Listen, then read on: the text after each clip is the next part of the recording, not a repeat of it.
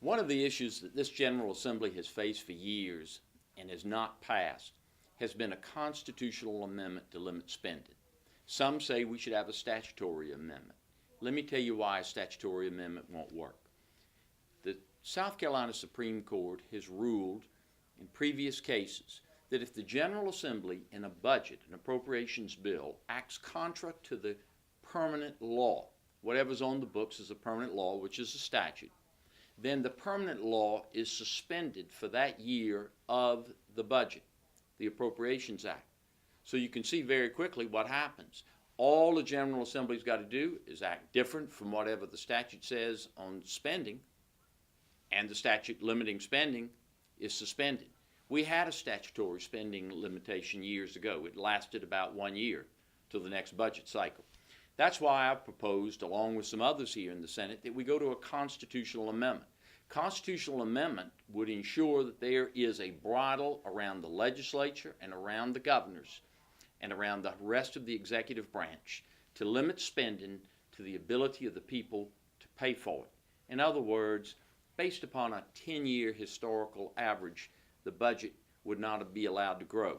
Then you would take the excess money every year above that and put it in the bank in what we call a revenue stabilization account.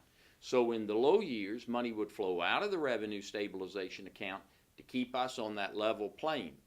And in the good years, the money would flow into the savings account and not into budgeting and big spending and growing government. It gets us off the roller coaster and gets us on a steady plane. So from a common sense standpoint, a constitutional amendment is what we should have. My opinion is a statutory amendment will not work.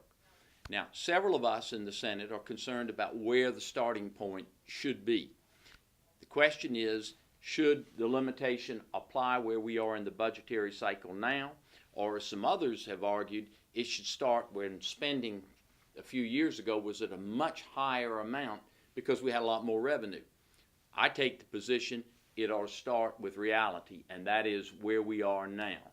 And so we don't turn around if we end up in good times and see the budget just blowing up like a balloon again because they have the money to spend.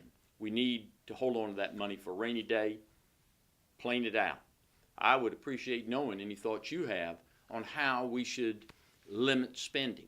The other issue that's going to come up about spending limitation is the problem that we have in the executive branch, and that is that they spend more in some agencies than the General Assembly appropriated to them.